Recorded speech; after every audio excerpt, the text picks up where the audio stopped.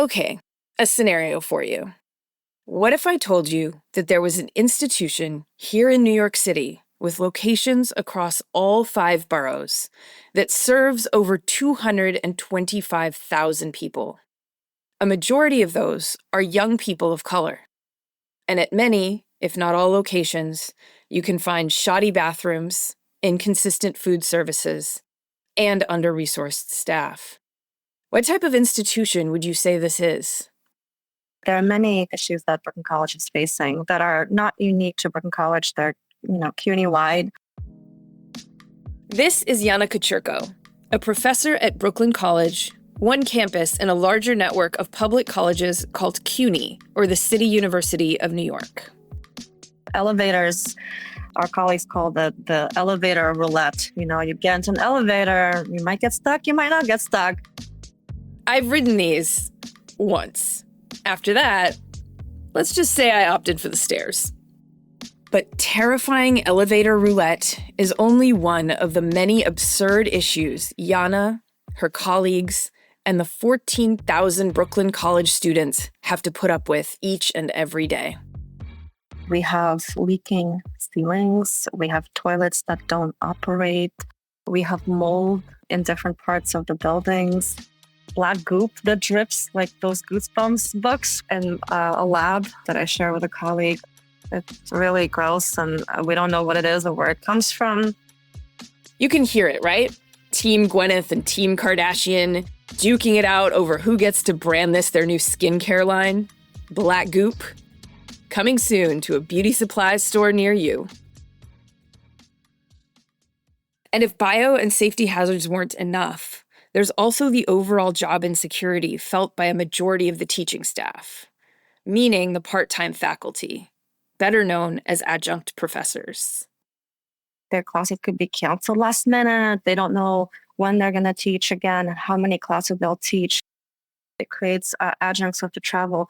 People who are traveling across many different colleges, campuses to make a salary, make it work. And every semester it's up in the air again. Am I going to have a job? Am I not going to have a job?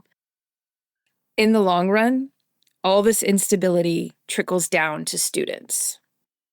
Their professors don't have time for them because their professors are overworked, underpaid, stressed out. Students delay graduation, right? Their financial aid gets messed up. They can't finish on time. All of that sends a message to them about, what is valued. Are they valued in New York City? That's a very powerful message that the city and the administration is sending about how much it cares.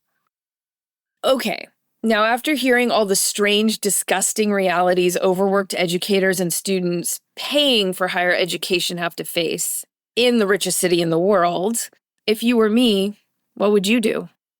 Well, if you ask any of the groups you've heard from in our previous episodes, Janam, the Freedom Theater, El Teatro Campesino, they'd say you have to punch back using loud, in-your-face satirical theater. And you do that side by side with the union. Luckily for us, Yana sits on the executive committee for the Brooklyn College chapter of PSC-CUNY, the union representing a majority of faculty and professional staff throughout CUNY. As a group, we fight and make demands and bargain on behalf of our community, the collective, to try to make sure that everyone is not exploited. But there's another member of the union who's also part of our larger story. If PSC goes on strike, I got to get out to the picket line. Back in 2019, when we first started talking about bringing Janam to New York, my partner in life and work, Beto O'Byrne, wasn't a member of PSC yet. But by the fall of 2023, he was teaching right in the thick of it at Brooklyn College. We knew Janam would be the perfect partners to help us synthesize all the union's struggles into a play that we hoped could make a real impact. And come October 2023, we were excitedly preparing for them to arrive. A project almost 5 years in the making. But then, just days before their plane was set to land, challenges started to surface. Big global ones that threatened to derail everything. if this is a sensitive thing we need to call out later, we can. But in a crackdown on journalists and anti-Modi thought, really, members of the company and family members of the company were just recently detained by the Modi government.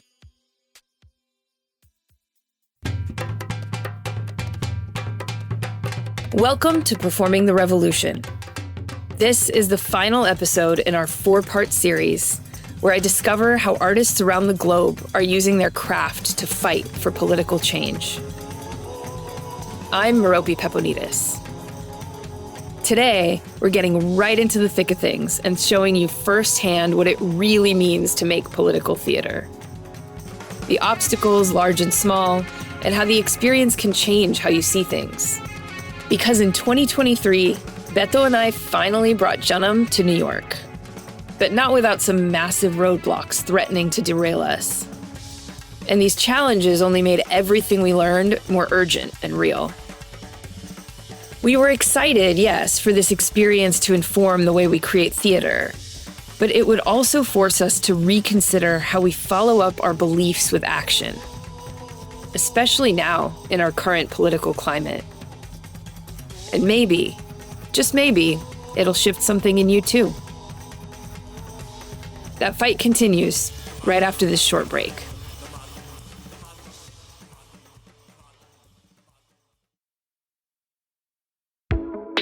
Hey guys, this is Ramoy Phillip, one of the executive producers alongside Merope for this show. Don't worry, I'm not here to get you to sign up for Squarespace. I'm not trying to get you onto a Casper mattress. All I want to do is say thank you. It may seem insignificant, but you clicking play means the world to me and our team. When we first started orbiting these stories about 2 years ago, we were pretty sure we had something special. But now, for you to be here listening to the culmination of all that time, work, and creativity, it's no BS. We're truly honored that you're down to ride with us and these stories. So take that with you as you continue to listen, and I'll be back a little later in the episode to share a bit more about how you can help us push these underreported stories further out into the world. So, until then, let's get back into it.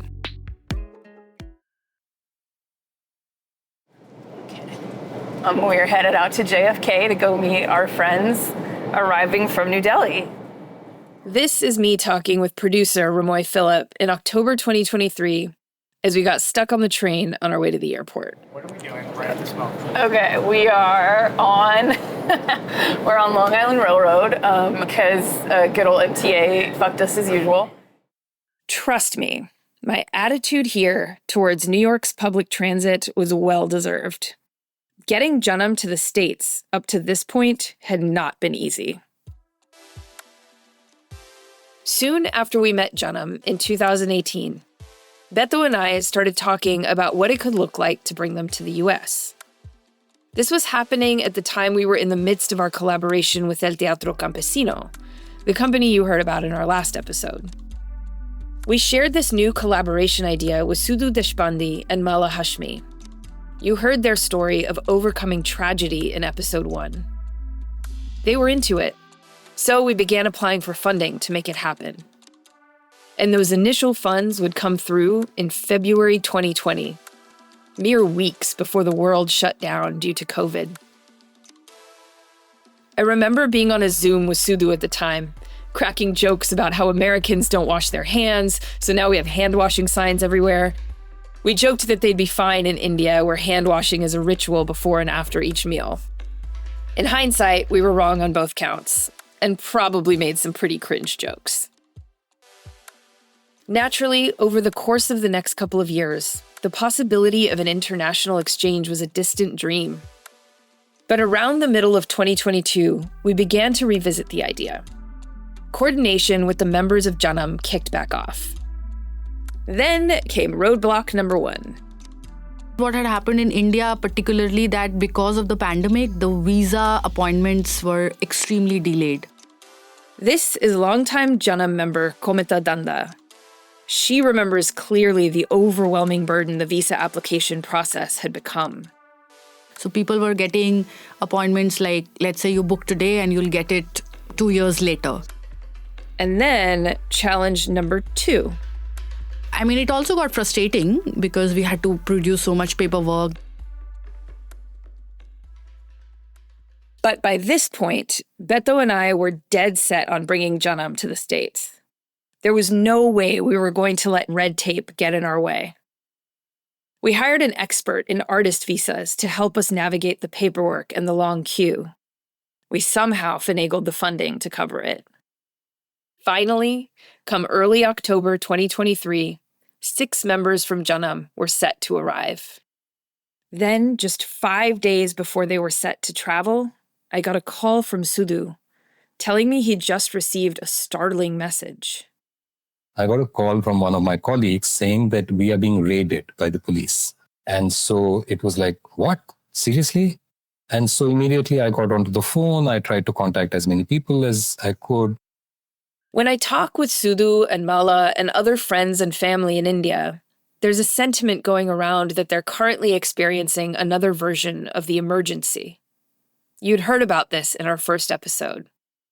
An extreme form of state-enforced repression of dissent and free speech. Sudhu is an actor who runs a bookstore in Delhi, but he's also a writer and publisher of leftist movement literature. This work puts him and other publishers and journalists in Janam circles directly in the crosshairs of current state-sanctioned suppression. This was the single largest raid on India, in the India media landscape ever. Over 100 people were raided simultaneously. These raids sound eerily similar to stories in other episodes we've shared with you. And also very much like what's happening in the US now. What happens is that there's a bunch of cops who turn up at your house or your office early in the morning, and they basically just invade. And if you're lucky, they tell you that they have a warrant from the court, and you're basically at their mercy. You can try and say that, I have rights too, etc. And it really all depends on the person who's doing the raid, how much they're willing to kind of accommodate your rights. But in the case of our organization, they were like, you have no rights. Just shut up. Sudhu heard from his peers how for hours they watched police go through their offices removing paperwork, files, hard drives. People were even taken into custody and interrogated. Of course, as with many such tactics, the primary aim was to seed fear. For Sudhu, traveling to the States seemed out of the question. So my first thought was, well, will I be allowed to travel? Secondly, should I even travel? Because if I traveled, I would be out for 3 weeks. Could it be that they would say that, he's trying to run away or something? But also from an emotional point of view, like how do my colleagues feel about it? Would they feel like I'm abandoning them and just running away or going away or something? To be honest, this one hurt.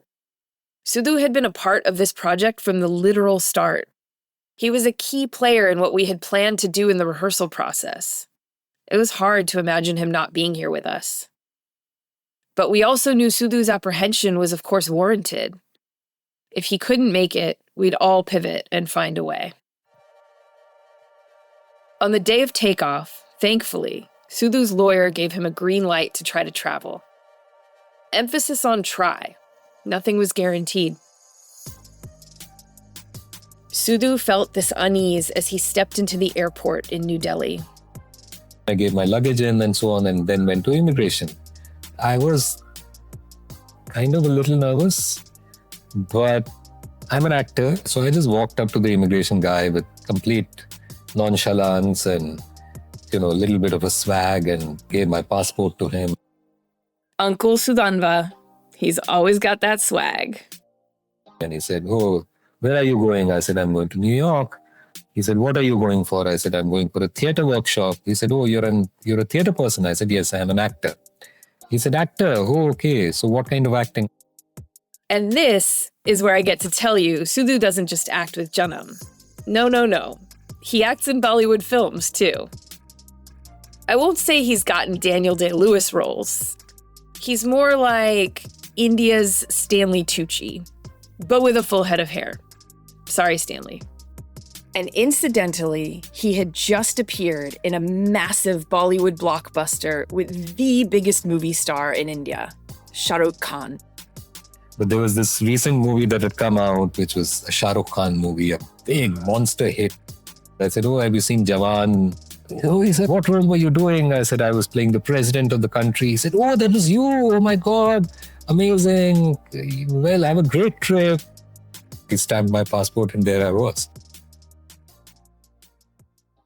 After Sudhu charmed his way through immigration, he sat in the airport lounge and patiently waited. Then came worrying news from the other side of the airport as other members of Janam arrived. What happened was that Ashok reached there. He was dropped there by his sons. Then at some point, it seemed like he kind of collapsed a little bit. Ashok Tiwari is another long-time member of Janam. He joined the group in the 90s. Unfortunately, the effects of a recent fever caught up with him right after he got to the airport. Somebody asked for a wheelchair. And so he was given a wheelchair. His blood pressure really dipped precipitously. And so he kind of collapsed, and then there was much anxiety there because then the airline said that he can't travel. So I called Meropi and I said, "This is what is happening. What do we do?" One more shock to my system and to the project, just hours before they were set to arrive. I was pretty freaked out about our seemingly endless roadblocks continuing. But on the phone, I stayed calm, telling Sudhu that we were sorry that Ashok couldn't make it. He'd be incredibly missed, but we'd find a way.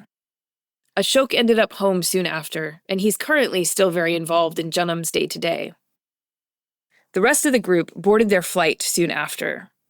For hours, I kept checking my WhatsApp for updates, preparing myself for the next shoe to drop. Hence all that angst you heard while me and Ramoy were on the train. But luckily, those were all the hurdles to cross, at least by this point. Finally, the train dropped us at JFK. That's when the sheer audacity of this project caught up to me. I just had a wave of it's so wild that we're actually doing this. That we were let's bring these people from halfway around the world so that we can try to rehearse some theater together. It's just wild. It was a big moment for everyone involved, but for me especially. Moving to New York to pursue theater professionally was one thing. But for a small theater collective like Radical Evolution, to pull off something so seemingly impossible that was also so true to my politics, and then to get to collaborate with Janam here in NYC, I was naturally emotional. But then as we stood in one of those long, dimly lit airport corridors, those feelings immediately dissipated. There they were, this ragtag group of young and old, some in jeans, others in salwars, looking jet-lagged and weary, but still somehow cracking these bright, wide smiles. Hello, how are you? Oh my gosh, hi. Welcome. Oh my goodness. Oh my God, finally. Here, it's happening. Wow. This was it. We had just 2 weeks to learn from one another, to make something new and bold, to work together.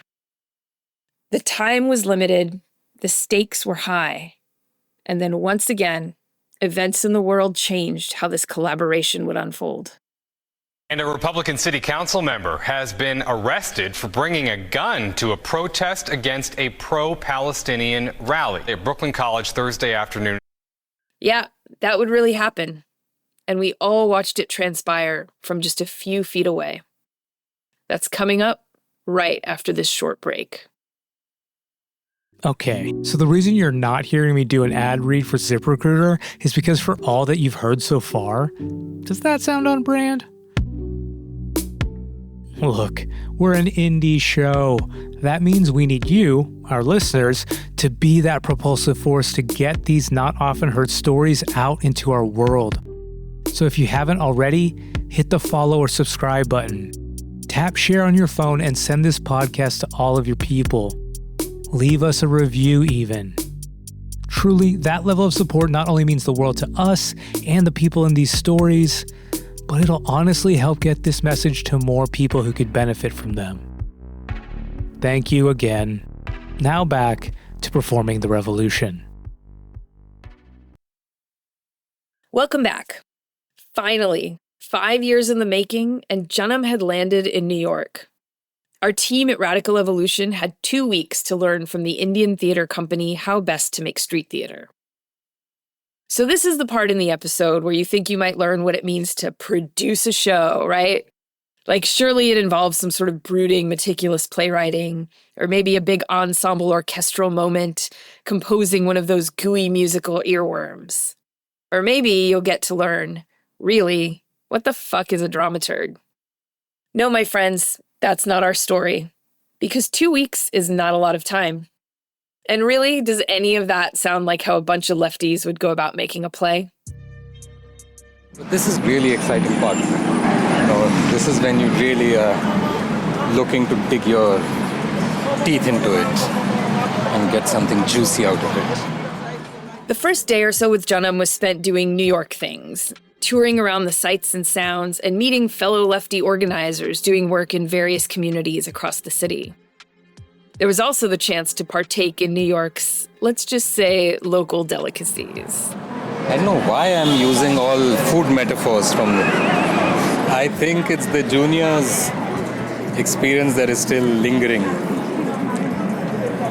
Oh my God, and as soon as you enter that, you just smell that all that fried and all the, the processed cheese and, right? And it's like, oh my God. Then came our first big rehearsal day. Day 2, when our entire group, the 5 members from Janam and 7 of us from Radical Evolution, landed at Brooklyn College to meet with the union. Today is the day of sort of butterflies in the stomach a little bit. We made our way into an old gymnasium on campus. Our group began to warm up, stretch, and get our bodies ready for the long day. Soon after, about a dozen members from PSC-CUNY began to make their way to their seats. Once everyone was seated and introductions were made, they started to share. So our union, the PSC, represents 30,000 people across 25 campuses. Yes, this is where our larger group heard firsthand what you heard at the top of the show about the elevators and the goop. But also, we learned that there was a huge challenge in getting any of these issues solved. And then our boss is also very complicated because we don't negotiate at the local level. We negotiate with CUNY Central. And CUNY Central is the chancellor of all of the campuses, right? But because we're a public sector union, we also negotiate with the city and the state. Essentially, we have 3 bosses.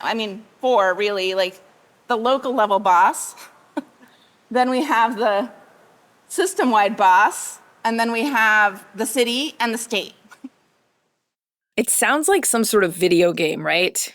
All these levels and bosses. But really, it's just that tried and true way that many institutions avoid responsibility and follow through. Bureaucracy.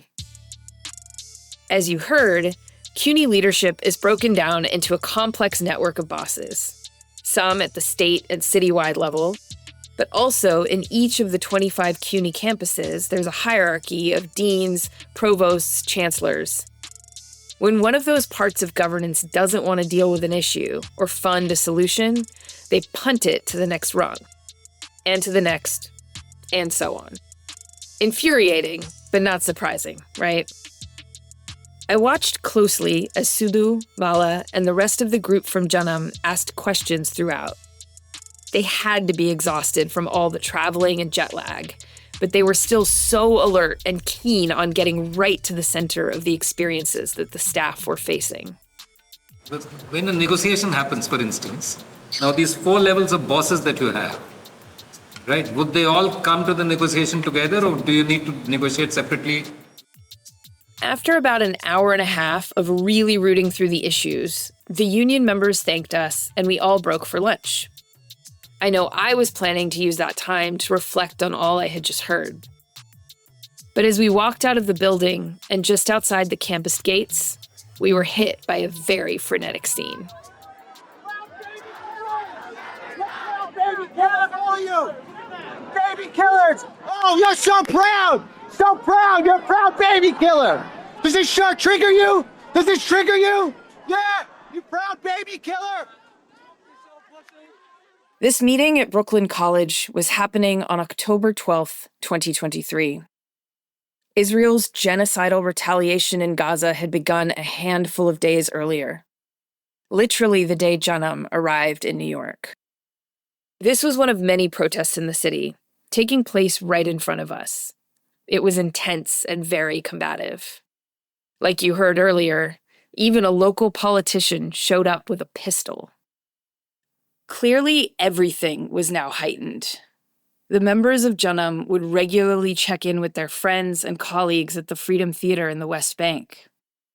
At the time, they were making do under increasingly intense, frightening circumstances. I could imagine there would be more protests, but I'd have no idea how all that we'd learned through this experience with Janam would come to play a role in our future work. With people chanting from the river to the sea in the background, Sudu rallied us back together.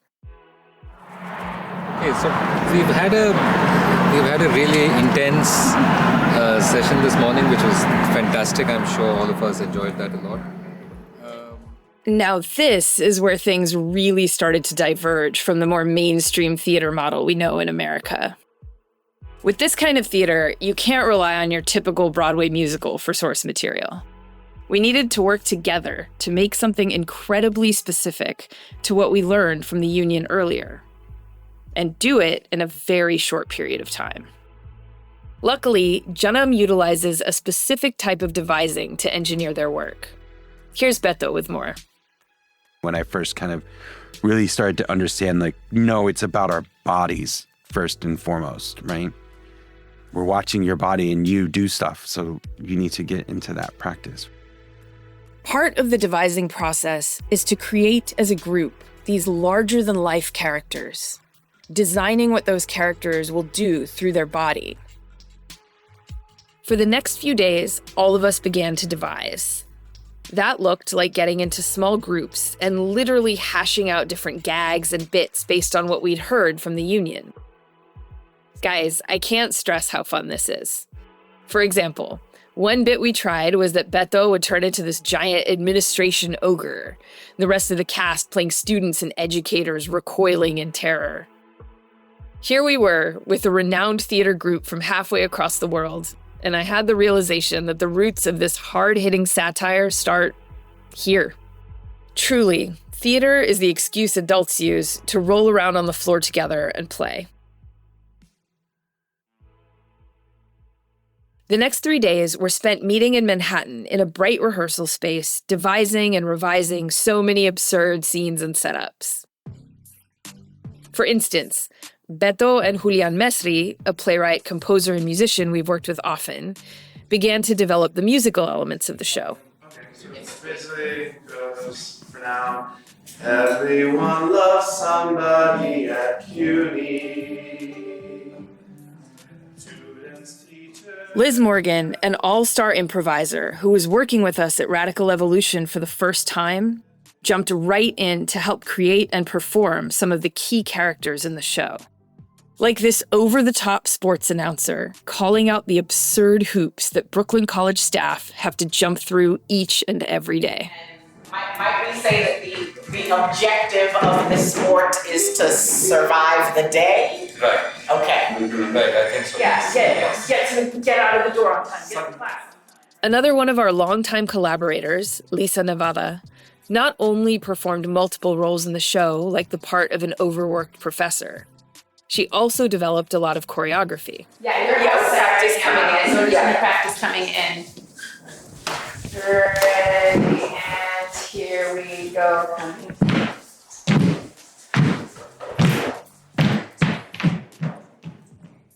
Kometa, who you heard earlier, and other performers joined in to bring the black goo scenes to life in truly laugh-out-loud fashion. It was a total team effort, one that we were all thoroughly enjoying. But all that devising was put to the test on our 4th day of rehearsal, when it came to our first come-to-Jesus moment, performing what we'd built so far for PSC-CUNY. Safe to say, Beto was not thrilled. I mean, I was really nervous because I knew this was undercooked. I knew we were just kind of showing some ideas to people who, like, none of them have any, like, background in what we do. So I don't know what in the world they thought it was. Undercooked was almost an understatement. We'd had 4 days together to come up with something. Not to mention, we were still all just getting to know, trust, and figure out how to best work with one another. I've worked in theater a long time, and in each process, there's almost always some giant egos competing against one another. That brings us to the next step in Janam's process: feedback. Also, to let you know that we are all theatre people.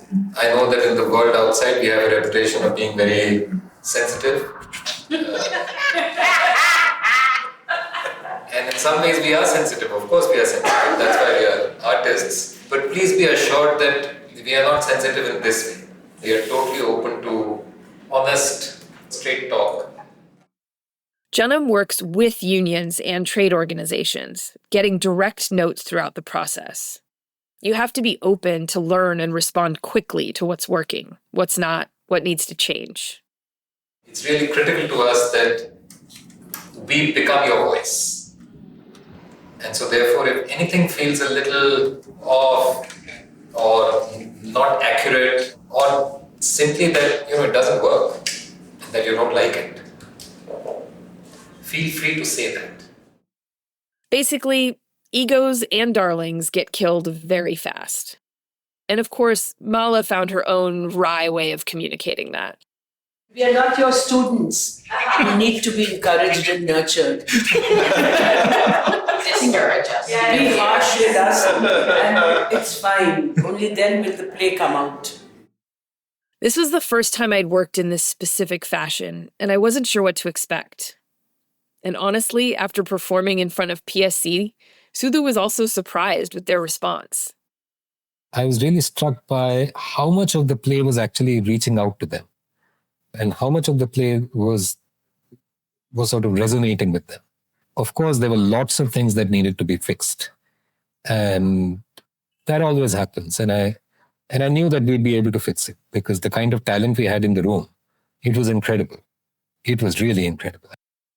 The union members gave us critical feedback that helped us tighten some of our language, better visualize the experience of the staff on campus to better fill in the gaps. We utilized that over the next 3 rehearsal days, refining and tightening up our performance. Then, finally, came our chance to share the culmination of our efforts. We arrived a few hours early on a Friday evening at the People's Forum, a large organizing space in Midtown Manhattan that was hosting the show. And of course, naturally, it rained all damn day. That meant we spent the entire time worrying, is anyone going to show up? This is my least favorite couple of hours, the few hours before audience shows up. And I never have escaped the feeling and fear that there are going to be 0 people in an audience. Every time, I'm like, no one's going to come. So, and of course, it's fucking raining. Once our entire team was in the room, we went through one last dress rehearsal. And well, that went a certain way. That was pretty rough to experience. And I kind of knew, I was like, they're either going to like repeat that, but more than likely that's going to like scare the performers into just wanting to do it really, really well when they come back and do it in front of people. I was also performing in this, so I can confirm the nerves were very real. But by this point, I too was hopeful we'd gotten the worst out of our systems. Because an audience did show up. A large one. Including members from PSC-CUNY and their loved ones. That's when I looked over and saw Sudhu and Mala.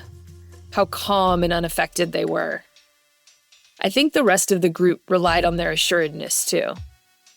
It kind of became simple. Just go out there and perform. Janam, New Delhi, and Radical Evolution, New York, present a People's CUNY. I really enjoyed the performance. I kind of got into watching it. Everybody loves someone at CUNY. CUNY. It was so strong. Good morning, everyone. It's a beautiful day here in Brooklyn. It's Monday morning at sunrise, or at least it will be when the sun comes up. It's time again for Will You Survive Brooklyn College?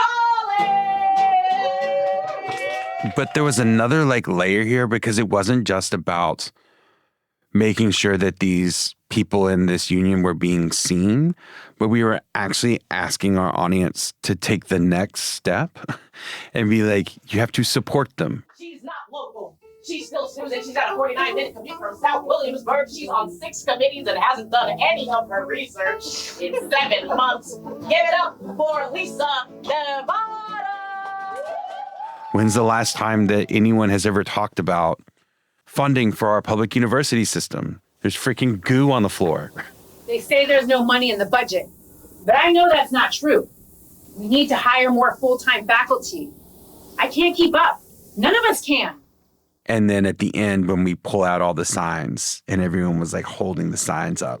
Lighter workloads, and there should be on the floor more positions, more advisors. We need full-time work and tenure tracks. We need benefits, better wages, lighter workloads, and the Wi-Fi is out. You're not listening. You're not listening. You're not listening. You're not listening. You're not listening. You're not listening. You're not listening. There's no money. You're not listening. There's no money. You're not listening. There's no money. You're not listening. There's no money. There's no money. You're not listening. They took the sign and was like, hell yeah. And, put it up and waved it and stuff like that. It was such a powerful, rallying moment. Stand with us. Stand with the union. Stand with PSC. PSC. PSC. PSC. PSC. Acting in the show, I was incredibly focused watching my fellow performers, and like Beto said, the show delivered. People in the audience, especially the union members, jumped out of their seats and joined us in that final number. No fourth wall in sight. The show begins with us talking directly to the audience and ends with all of us rallying together as one. Talking later with Kometa and Mala, they synthesized so clearly how this happened. If you want to make a play, it's not very difficult to be on the same page creatively, basically any issue or whatever. But when you are devising, you are also devising with certain sort of political understanding of the whole situation. The creative process can be anything. It really doesn't matter. You can make a play one way, she can make it in another way. In some other country, they'll use another process. I don't think that's important. The point is, do you want to make a play on these issues or not? To me, frankly, that's the question. Not just in New York or America, but across the world. Who are you making a play for? Who do you want to align yourself with? In just under 2 weeks, 15 or so people came together from literally across the globe, all with different backgrounds, stories, experiences, and coalesced around the day-to-day struggles of educators specific to one college campus. Experiences most in that group had never lived. How? And why? Not because of money or shine. It was simply this. We put the fight of our politics first. And that level of camaraderie didn't end that night. Now, the question is, can there be an afterlife to this? Can there be more performances? More performances, maybe on different campuses or not, is something that we can't say. But Radical Evolution and Janat Manch have had a very preliminary, very vague conversation about whether there can be an afterlife to this process. The answer is yes. That period with Janam in New York really changed not only the way me and Beto approached our work, it affected the rest of our collaborators here in New York. It's almost funny to reflect on it now, but after that performance at the People's Forum, a lot of us were like, should we get together and rehearse again next week? And we did. And again the week after that. And soon we were performing the play again, albeit without our friends from Janam who had returned to New Delhi, at a PSC rally in front of the governor's office in Midtown Manhattan. By now, in 2025, we made numerous other plays too, mostly biting satires crafted in support of organizations across the city, performing at marches, demonstrations, and protests throughout the different boroughs. Now, I don't always act, thank God, but I will be there organizing, maybe like Safdar or Giuliano did, like Mala, Sudu, Luis, Kinan, and others do. And it's such a surreal thing to witness.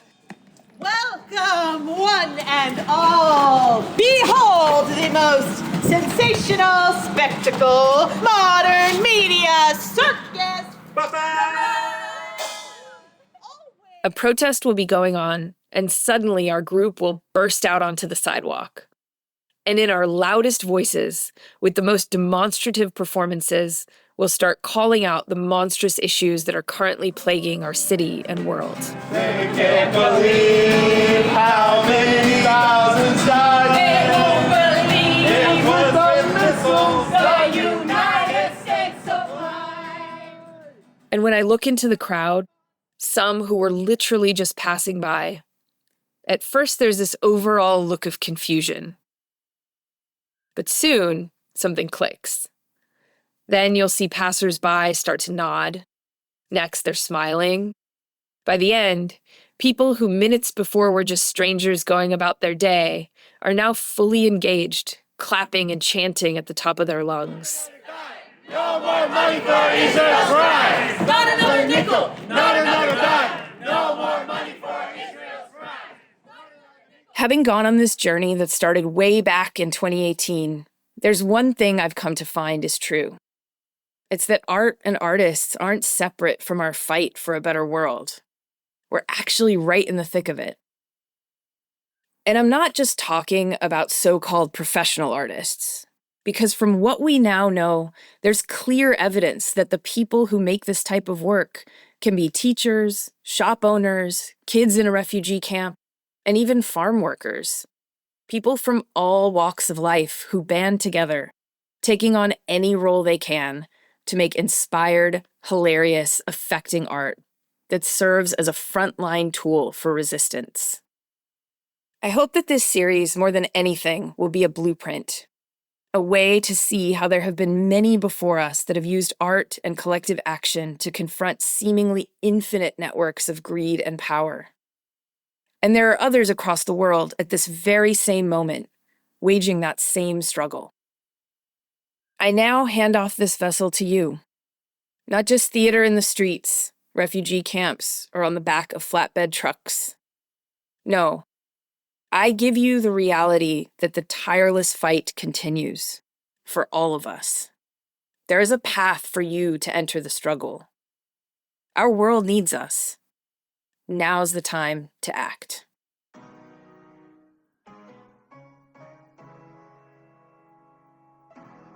Performing the Revolution is an original series created by Radical Evolution and Bad Coolie Productions. This episode was reported and produced by a former CUNY student, Ramoy Phillip. The rest of our reporting team are producers Ida Harden, Navani Otero, and Flora Quitman. Initial editorial support by Liz Mack. Fact-checking by Will Barlow. Sound design and mixing by Ramoy Phillip. Original music by Young Elephant and Chris Rapolo. Our theme song, Dolomite, is a Sunny Jane original. Show art by Manuel Miranda. The executive producer at Radical Evolution is me, Merope Peponides. The executive producer from Bad Coolie is Ramoy Phillip. Special thanks to Laura Newcomb, Akash Pandey, Peter Wallenstein, Carolina Bank Munoz, and the whole Brooklyn College PSC Executive Committee, and to Sanya Hashmi, Kometa Danda, Shayoni Mitra, Sharudeep Roy, Priyanka, and Raymond Rodriguez.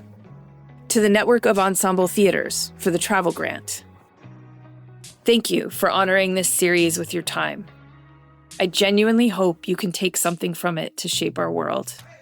It's been an honor and a pleasure to share it with you. And Ramoy is a bad boy.